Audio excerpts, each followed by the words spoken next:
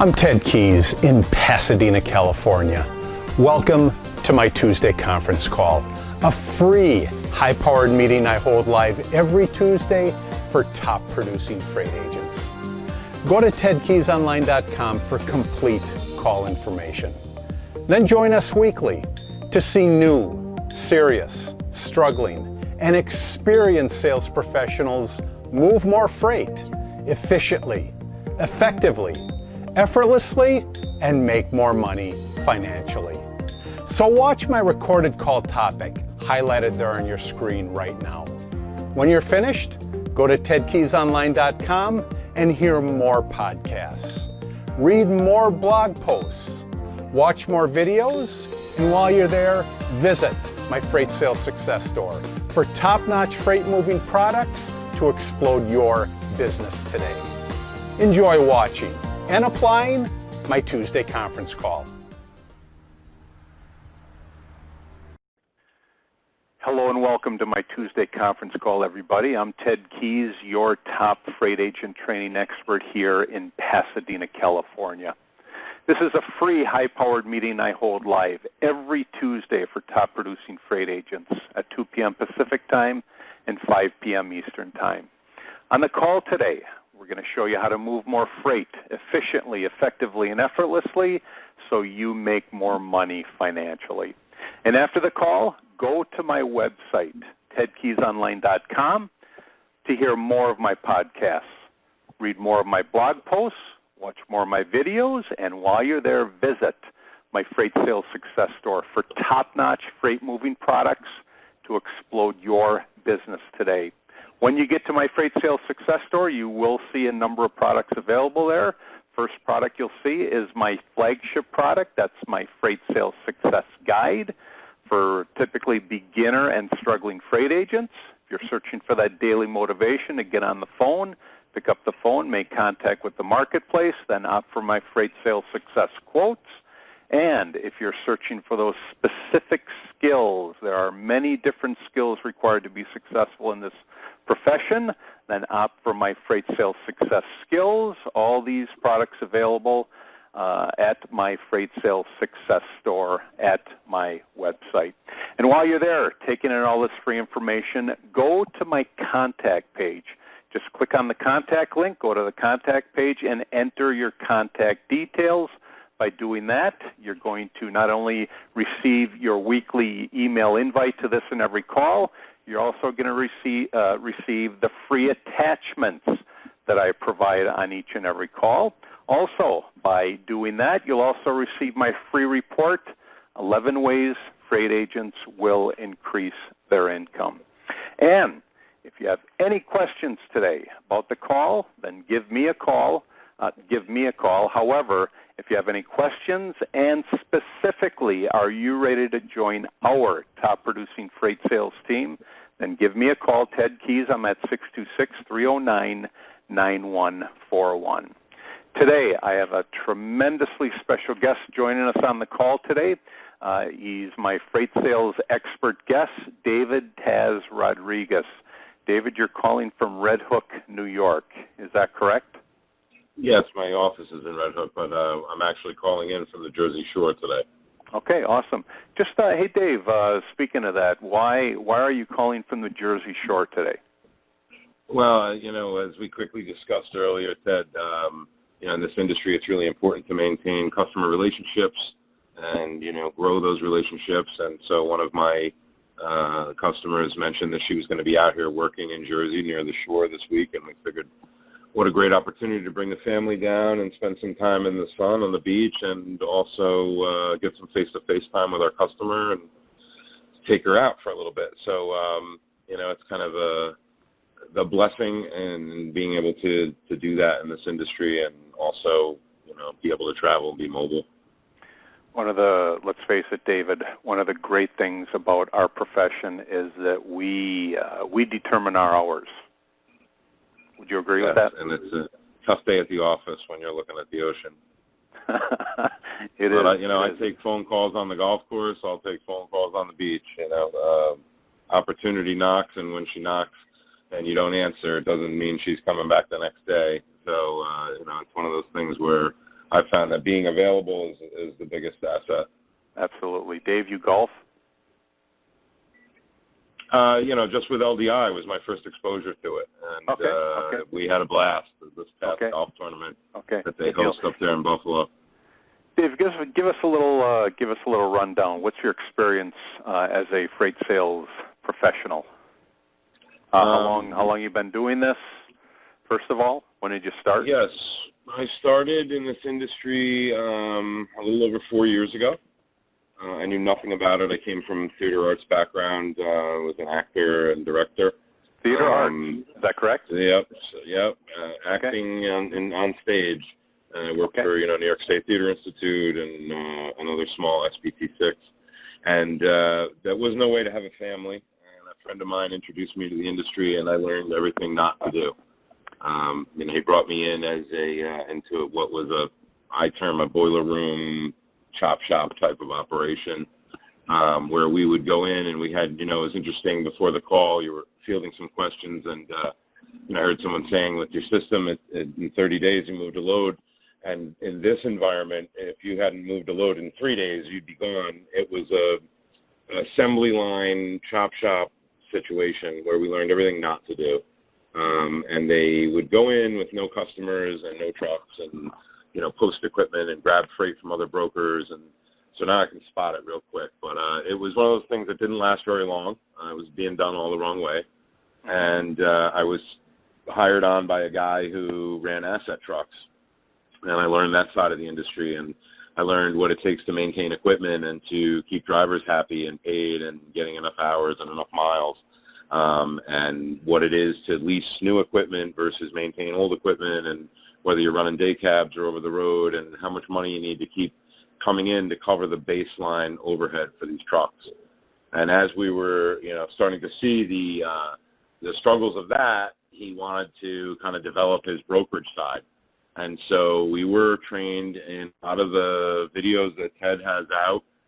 We were actually told to watch in that office. And other LDI training videos that were made available through YouTube and whatnot, where we grabbed as much information as we could and kind of gave ourselves Sales 101 and tried to think outside the box. And we knocked down a few really good accounts. And we do a lot of seasonal stuff, and we were doing very, very well.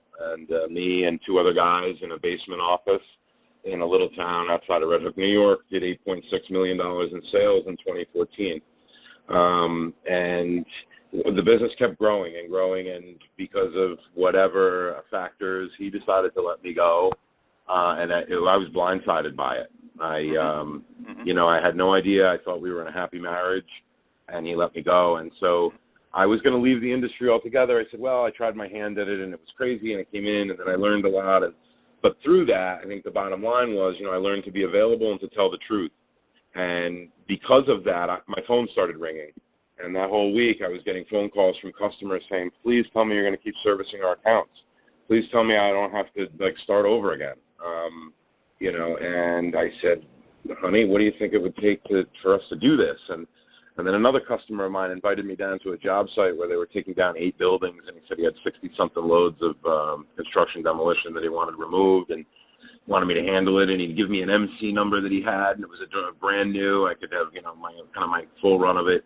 And I said, before I jump at that amazing offer, let me at least consider the options. And then I spoke with some folks at England, and I spoke with the folks at LDI, and we felt really, really the most comfortable and the best fit with the folks at LDI. So we came on a little over a year ago. We filed the Articles of Incorporation and became our own S Corporation based out of New York State, Kathy Lee Incorporated. And we have been cranking away. We were, I guess, with LDI a little over 6 months, and we were awarded the Bronze Buffalo. And Dave, what was it specifically about LDI that appealed to you? What I liked the most about LDI, and I think the reason we were drawn to them, was their love of technology. I grew up with the evolution of video games and computers, and these guys are all about it. So you see the value in that. You see the value in that. Yes, it's incredible. And every time we turn around and they add a new feature or tweak a a feature where, like, we kind of do a little celebration dance. We're like, wow, did you see how great that was? The updating insurance now, that's just fantastic. Absolutely. And the fact that we have input in that, and that we can make the software request tickets, and we can give feedback at the conferences and whatnot, and that we see that stuff materialize. It's not just table talk. These guys put it into action, and the mobile app, I got to tell you, when they sent me over that demo, I didn't care that England was asset backed. I didn't care that they were everywhere in America. It was, I saw that as such a value add that replaces so much time, probably a full-time job, really, for somebody, because, like I said, we like to travel a lot. We're mobile all the time. I spent a month in South Florida and then 3 weeks in Puerto Rico in the wintertime, and then we're traveling back and forth. We just got back from Puerto Rico again. We were looking for a house down there. So it's nice to know that I've got in my pocket LDI freight, or some version of it at almost all times. Mm-hmm. Mm-hmm. And obviously this is a system, as you just talked about, you can take it with you. Yeah, I mean, it's with me all the time, and if I'm not within an area, I have a hotspot I keep with me. And right. When you spent a month in South Florida, David, mm-hmm. were you working, covering loads? Oh, yeah, all the time. I was actually applying for a mortgage, and the bank officer wanted to know, if my traveling to the U.S. was contingent on my generating revenue, and I said, I'm working in your lobby.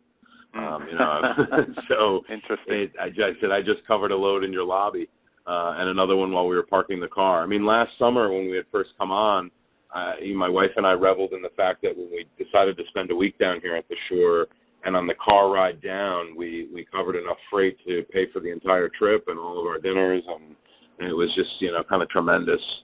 And do you work with your wife?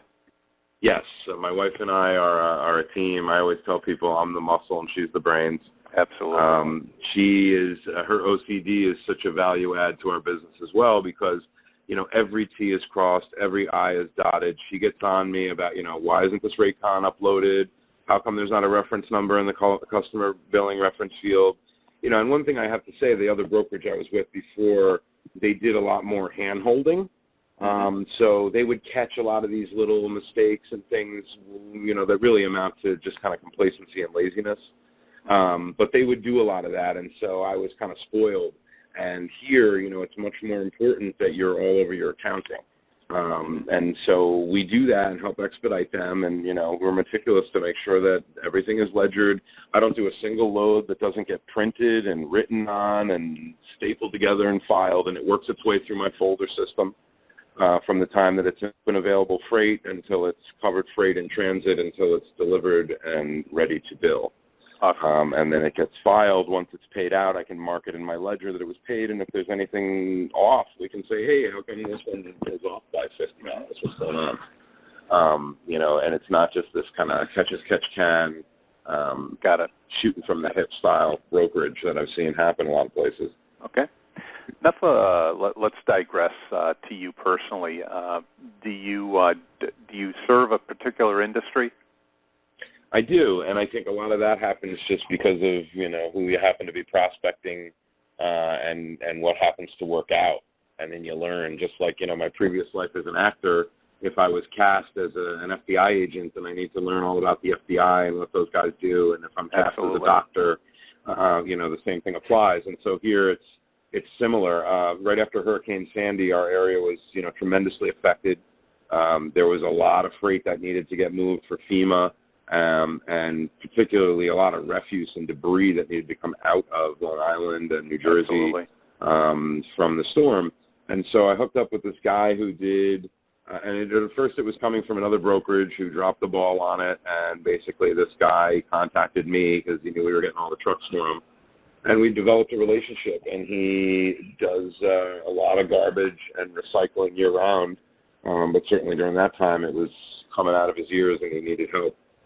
And I was there for him when he really needed it, and now as a result, he's one of our biggest accounts, and it's a low margin, high volume type of customer. I mean, there's days I'll cover 25 loads for this guy, on a busy day, and, we don't make a ton of money on them. We'll make $150 a load, $130 a load, but they add up when you're doing 20, 25 of them real quick.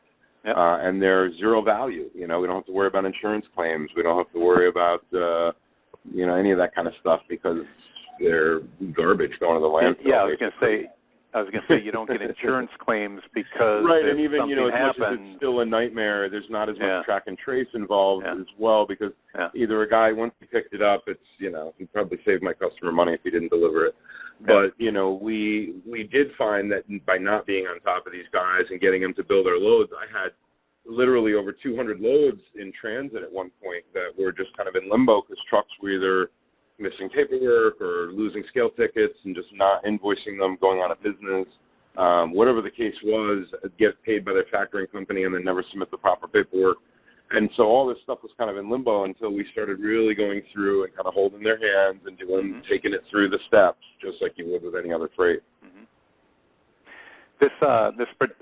So again, it's not just one customer in this industry. Do you serve a number of different customers? Right. What do you call this industry? The garbage industry? The refuse industry? I guess they call it, there's a few different sides of it as well. There's basically 3 triangles to it, and we kind of dabble in all of them, but mostly what they call baled recycling or baled waste, which is paper and plastics compressed into tight square blocks, banded and baled, and headed to the landfill. They look like giant bales of hay made out of paper and plastic.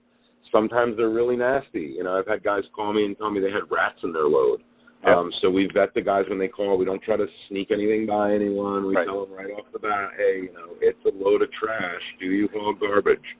So that's the first thing that comes out. Going to the landfill.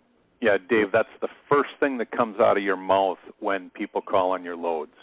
That's it. Hey, that's a load of garbage. You haul garbage. Stuff. Right. Yeah. Because other than that, if they don't, it's not worth even going through the load. So really, that's just becoming more efficient in what more efficient in your system there. So hey, first question out of your mouth: do you haul garbage? Yes or no? Right. Same thing if you have an expedited load. The first question is, where are you? Are you empty? Where are you? I don't want to know anything else once you have my load except where are you? Because if the phone drops, then all the other stuff that came before that, I didn't really need to know. Where are you? Got it. So let's talk about your just getting started in the industry. Now, did you gravitate to garbage? No, was it just one of the many contacts that you called initially? It was one of the things I think because we started doing it, kept turning us on to other people. I then turned it into I was running it power only. I took a dozen trailers from this other guy who did it, who didn't have enough drivers or power units to move all the garbage that he had access to. And in New Jersey, they have these weird rules about it being you have to have a 901 permit, and there has to be a 901 company of record. So different districts control different counties, whatever. It's from old school. And so these guys all would introduce you because you're all helping the same. They need to get the stuff cleared out, and they sell to each other. Because the other side of it is the stuff that's sorted out. They're selling, barge loads of it over to the Chinese who pick through it, and then whatever they don't want comes back. So there was a lot to learn, but then there's other guys that are doing this, these companies that are doing trash to energy, and they're trying to convert garbage to energy and electricity. And there's guys that are doing, memory foams and rubbers and all different types of resins and polys. And then that introduces you to the chemical industry and what they contribute to it and get from the plastics. So there's a lot of sides to it, and it just kept, like you said, referrals and people saying, oh, hey, this, that, and the other.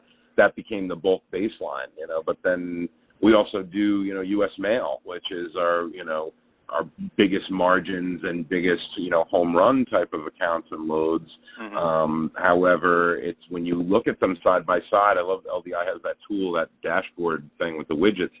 And it's amazing. We look and we're like, wow, as huge as that customer is and as massive as we always consider them to be, that I always equate it to if you own a bar, who's the more valuable customer, the guy that comes in every single day and spends $25 at your bar, or the guy that comes in once every 3 months and drops $250 like a big shot, It's that guy that comes every day, and so we started to line up with, we got our priorities in the wrong place. We really need to service this industry. A lot of people look at it and they say, oh, the margins are terrible. Most of the carriers don't want it.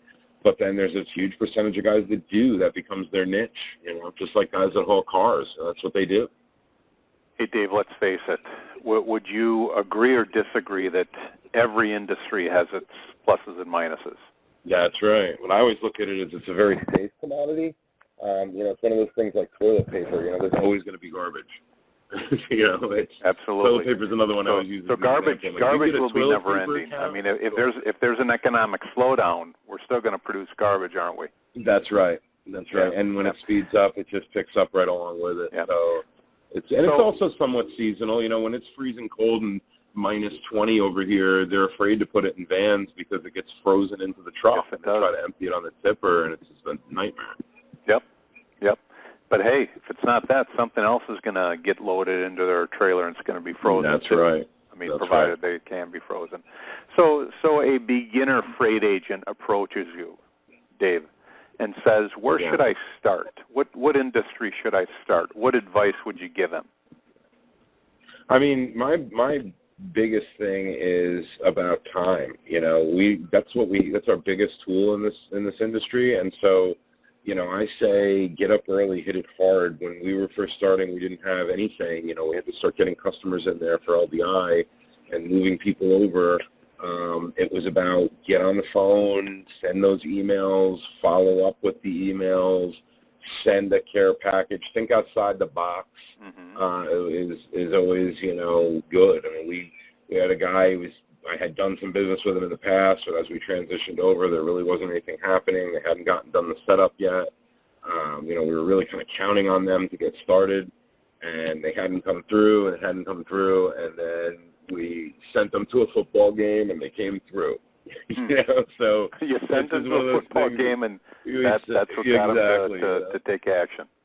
There you go. Okay, but going back, really, what specific advice would you give to a starter or somebody that's struggling in the industry? I mean, I would say it's for me, it was important when prospecting in the very beginning to not cast this huge wide net, to not just be sending these blanket, please give me freight type of emails or phone calls, that I would look at a region or a season or a lane or whatever it was, so I could be a lot more specific and just work within that niche until I got a little something going. Because, like I said before, it was all catch as catch can. We didn't know what we were doing. We were grabbing freight from whoever, wherever, moving commodities we didn't know anything about. Right. And that's, so Dave, let's face it, that's typical when you start. Would you agree? Absolutely. I mean, when you're starting, you need to pay the bill. You grab at whatever's out there. That's right. That's right. Okay. And I think that, for me, it was always about letting people know, look, I may not be the guy that comes in with the best price. I may not be the guy that comes in with the newest, flashiest equipment, but I am going to be the guy who always answers your phone call. I am going to be the guy who always calls you back and returns your messages and lets you know what's going on with your freight. And I am going to be the guy who always tells you the truth. Those things I can stand behind 100% of the time. I'm going to be available to you, and I'm going to tell you the truth. And those things go so far in this business, because almost any customer that's worked with a broker has been burned by a broker. Just like they've been burned by a truck. There's nobody who's been doing this long enough that hasn't been burned by either or both. Because, like you said, let's face it, there's people who are just not ethical. Dave, we've been burned by our customers, too. Sure. We had actually a really good one. There's a company out there called Green Sneakers that they had all these great loads, and they were collecting sneakers for homeless children. What kind of noble? Okay. Yeah, they were called Green Sneakers, and we looked them up, and they said, they collect sneakers, donations of sneakers and shoes for homeless children. Like, this is incredible. And they pay great. So we were all over them, and then they burned us for about $25,000. The whole thing was a scam. Yep. So, you do have to be careful, and like you said, you do have to do your homework. If this was easy, everybody would do it. And good point. Hey, if this was easy, everybody would do it. Let's face it.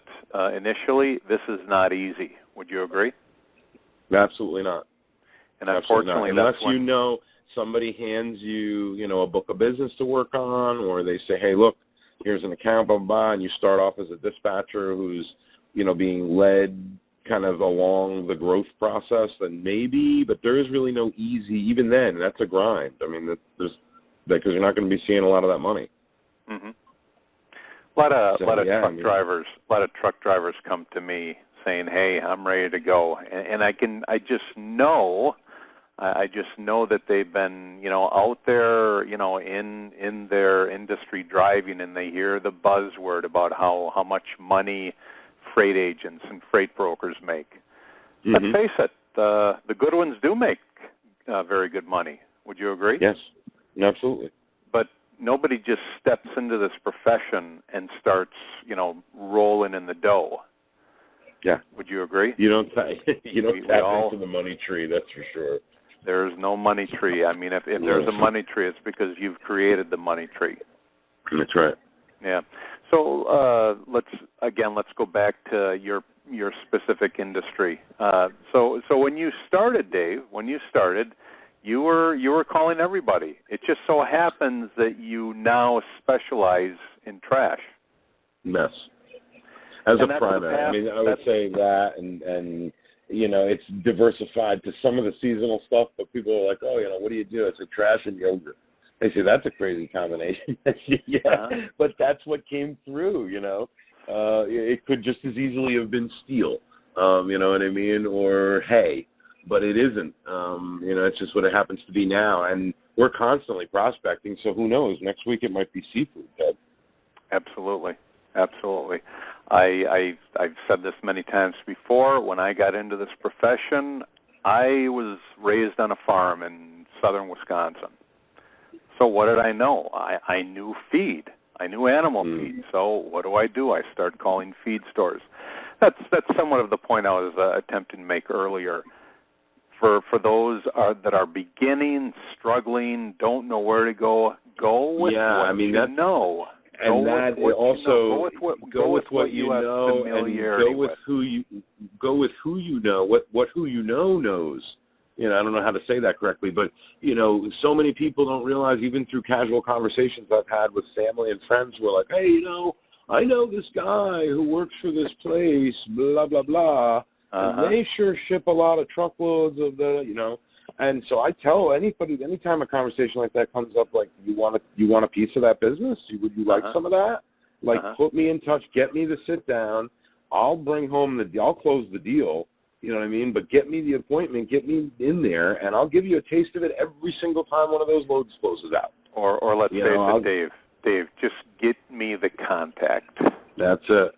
Get me the contact. Boy, when you got the contact and a telephone number, I mean, the rest is a process. I'm not going to say it's well, easy, and that's what I always tell. We just recently brought my brother in, and I told him, there's two sides of this thing, and there's music and there's math. I say, the relationship with the customers and with the trucks, that's music, and it goes a lot of different ways, and you can play it at different rhythms and, for different moods, for different things. But when it comes to LDI freight, that's math, and that's either right or it's wrong. And when it comes to analytics, that's math. So, we do have to appreciate both sides of that, and in this industry, we have to use left brain and right brain when it comes to that. Is this going to save them money and time, and what is my time worth? How much of a grind am I going to put into this when I could be, cranking away and on something else that's going to actually generate a return? Or do I divide my time, because this prospect could be tremendous, so I want to work on it a little bit each day or each week, and slot in some time for it, but I can't let it eat up enough time that it's taking away from my moving freight.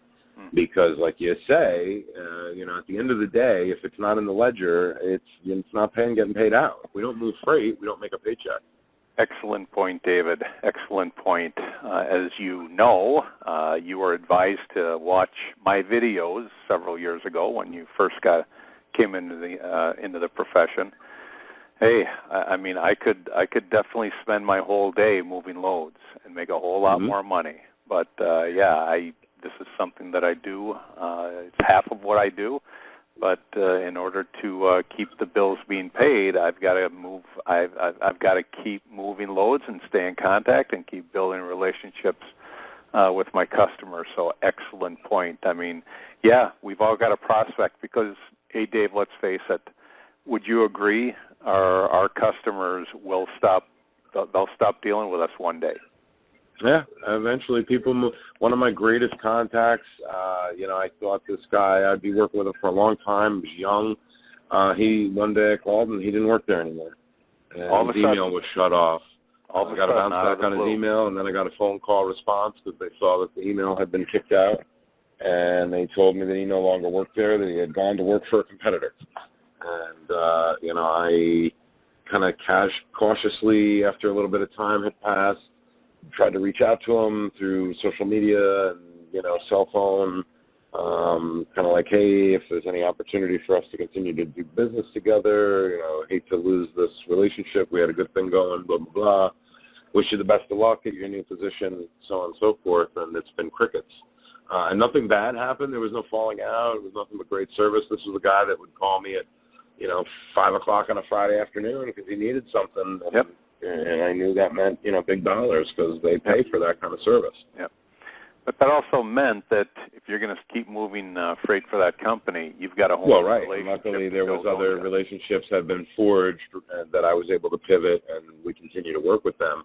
They are slow, and they, at one time were a tremendous account, and now they're, much slower. But we continue to cultivate it and let them know how much we appreciate their product. And that's another thing starting out that I would go at guys with rather than, hey, you got freight I can move, hey, I got trucks, the same thing they've heard 40,000 times in different variations, is tell them about, what a fan you are of their product. Mm-hmm. I raised my daughter on your yogurt. It's always in my refrigerator. Wow. That kind of things are tell them, we're huge fans of your product. Would love to be involved in some way in helping you grow your business. Mm-hmm. Because then they're looking at you as a value add in terms of a partner relationship as opposed to yet another contractor looking for a check. Mm-hmm. Excellent. Dave, any other advice that comes to your mind if you were to give it to a beginner or struggling freight agent? Get up early, get up early.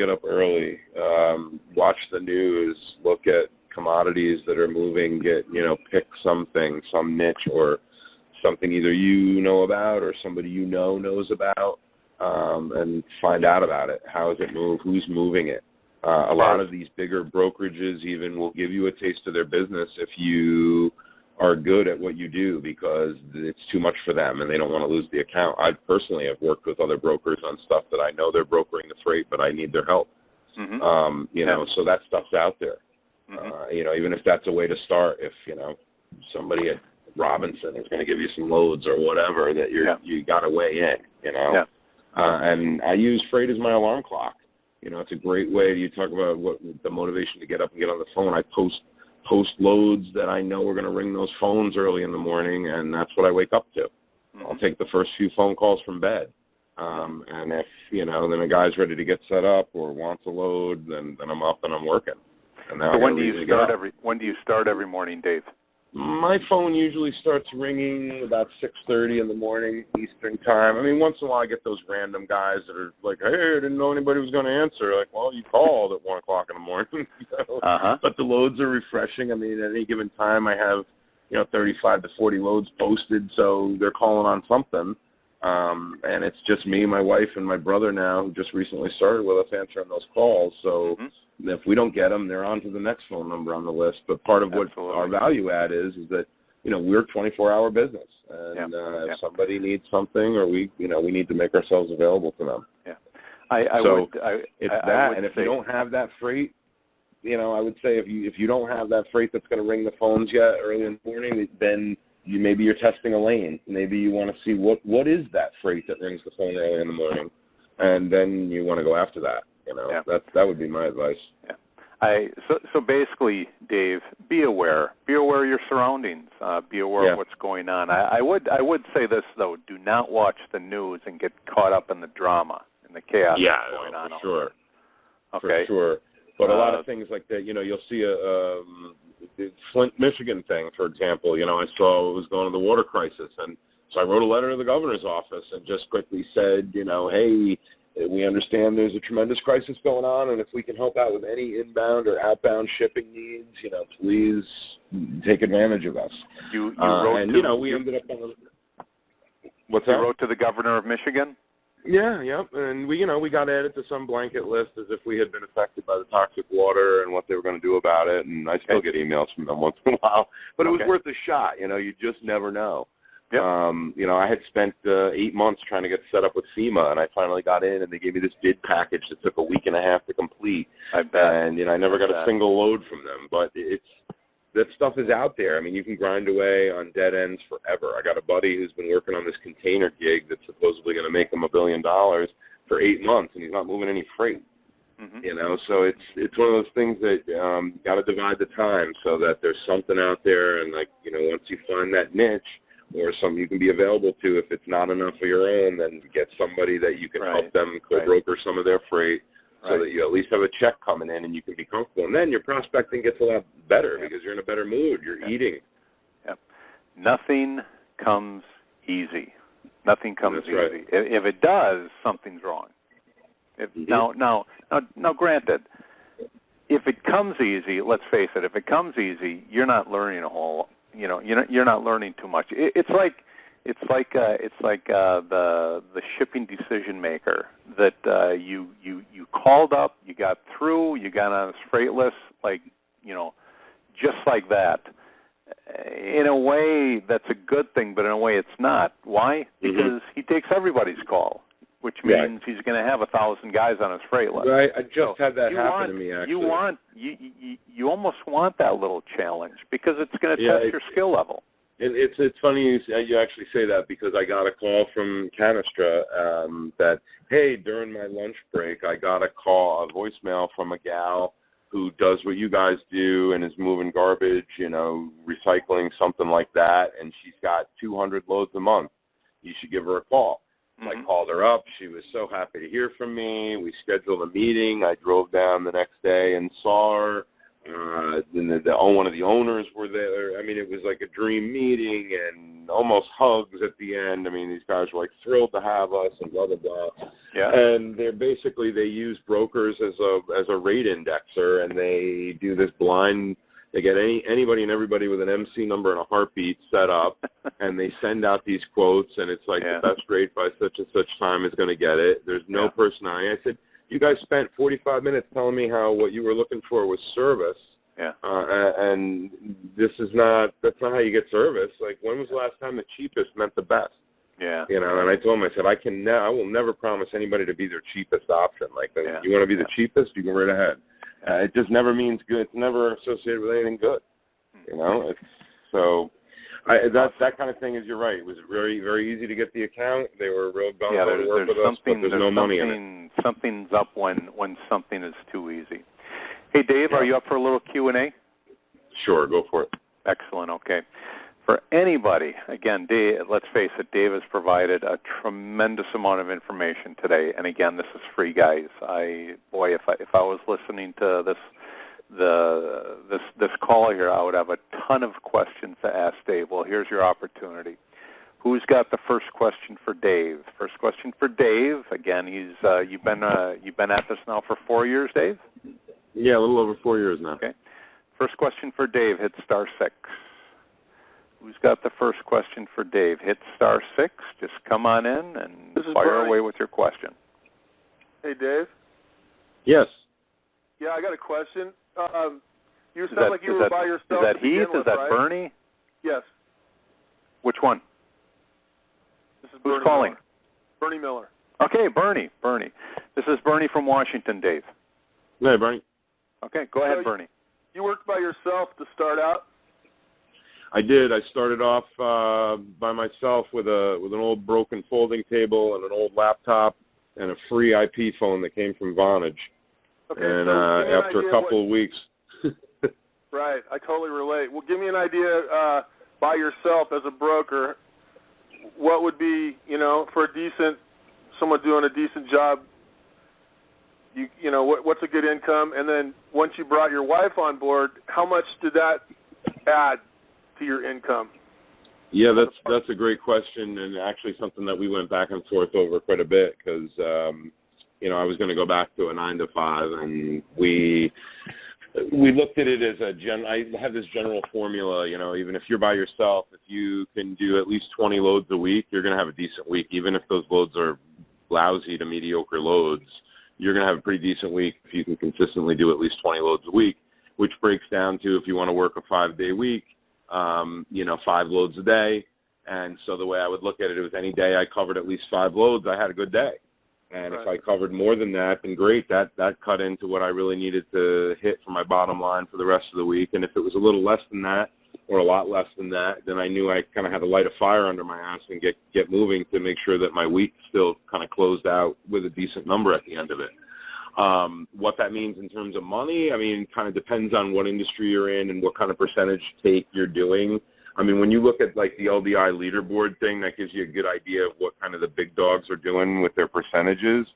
Like I said, my big account is high volume, low margin. So I don't show up in that bracket, but what we do is have a consistent baseline because of that. So I would say, you know, to try to hit those numbers first, and you won't have any problem with what the income is associated to that if you can concentrate on, because the consistency of being able to close those loads and then doing a good job is going to result in more loads. And more loads means more money coming in. So even if you hit a home run on every load you did for a week, if you never get those loads again, you never get that customer again, then, well, you lost. So for me, when we brought my wife in, I think it was only about 3 or 4 months that I've been doing this, and she was kind of amazed with what I was able to do all by myself. And loved her job, loved her people. She worked with animals, works with horses, and loved all the people she worked with. And I told her, you know, honey, we have a saleable business here, and I need your help. Like, I'm drowning over here. I'm doing 20, sometimes 25 loads by myself. The paperwork is all over the place. I can't, you know, I'm working from 6:30 in the morning until like 8 o'clock at night. I can't leave this seat. You know, I don't know what to do, you know. And so she said, well, but I love these people, you know, and they've been good to us when we needed them. I'm like, yeah, but I'll quadruple your salary this week. And after her being with us only about a month, actually, you know, in the trenches, so to speak, we saw her former job call her and offer to double her salary, let her make her own hours, work from home, and she still had to turn it down. Mm-hmm. So, you know, without getting into specific numbers, it's, you know, I think as long as you have people that within your own organization that you trust with everything, you know, with us, they have that great book that Brian handed out, Start With Why. You know, we named our company after Why, you know, my little girl. And so both of us have that, you know, drive to continue to provide a better life for her than we had, and so that she can hopefully grow to provide a better life for her children, and Dave, so on. But Dave, yeah. Dave, you said 5 loads a day. I mean, you weren't doing 5 loads a day when you just started, were you? When I started there, I was trying. That was the goal. They were trying to get us to do that. It wasn't all the time. But again, a lot of those loads were at the other broker. Yeah, those were double brokered chop loads. Like, you know, we could do 10 or 15 of them sometimes in it. Right. Unfortunately, I was very good at it. You know, we were pretending to be drivers. We were doing all kinds of underhanded, unethical. Yeah, I mean, which is why the truth is so important to me now. It's in our mission statement. You know what I mean? It's what we're all about. There's no reason in this business to lie about anything because there's so much of it going on already.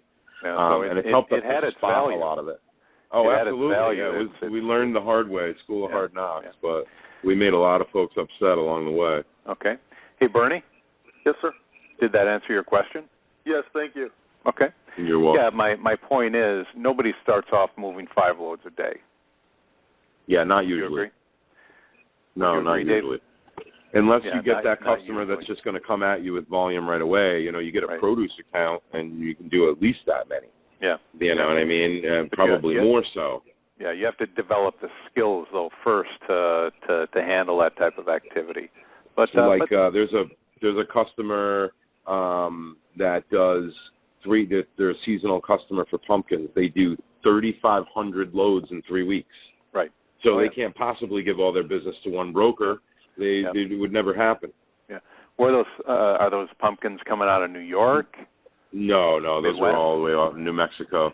Oh, okay, No. yeah. And you can have those New Mexico, people. northern Texas. Okay, all right. You're probably in with them already. They work with everybody. Who's got the next question for Dave? Hit *6. Next question for Dave. Hit *6. This many people listening. There's got to be some more questions out there. Let's make this worth Dave's while. Hit *6. While we're waiting for the next question, Dave, anything else that you could think of that you'd like to add to the call today? I just wanted to say, I think it's tremendous that you do this. It's really nice to have it come full circle, from being that guy searching it out on YouTube because my boss was yelling downstairs that we needed to watch it, to being on the call with you today. Hey, you bet. Thanks, Dave. Who's got the next question for Dave? It's *6. Do not be bashful. Hey, Dave, anything else you can think of before we wrap this up? No, I'm good. Okay.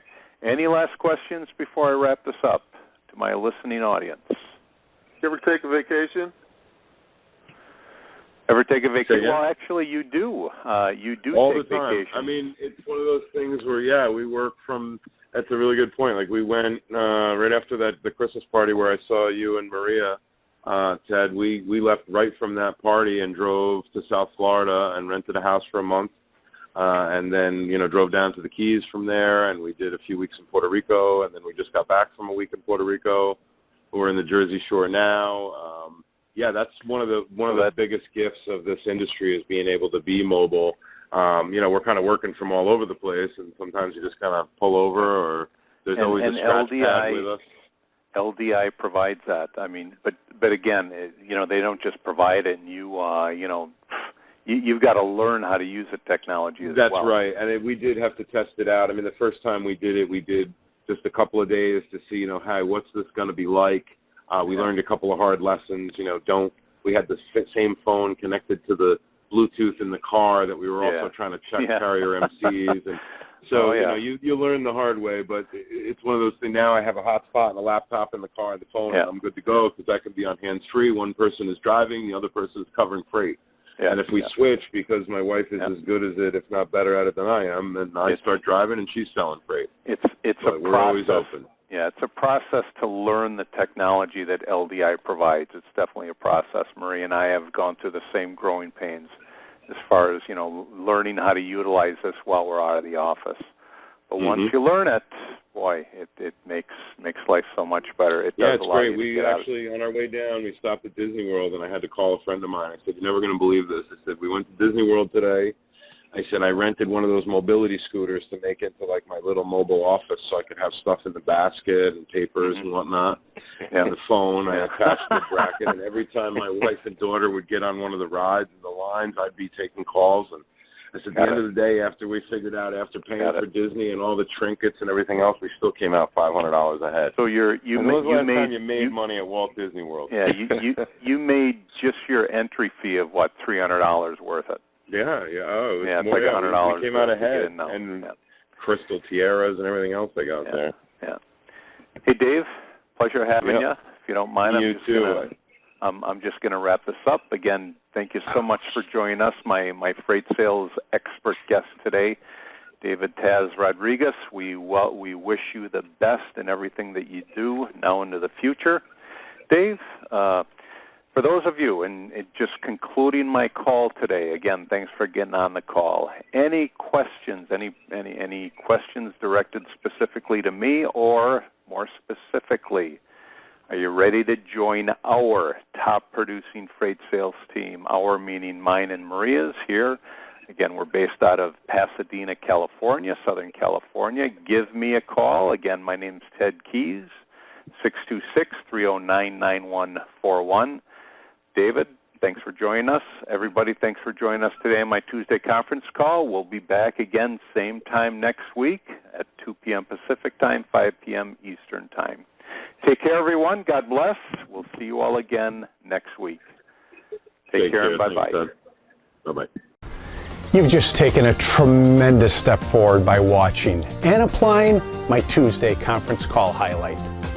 Do you desire to earn and learn with our top freight team and Christian-based office? Yes? We're searching for a self-starter who's serious, motivated, and ready to take action right now. Is that you? Go to tedkeysonline.com/contacts and enter your contact details. We provide top-notch freight agent sales training to you. Then you deliver those same skills with confidence to the freight industry marketplace. I'll talk to you soon.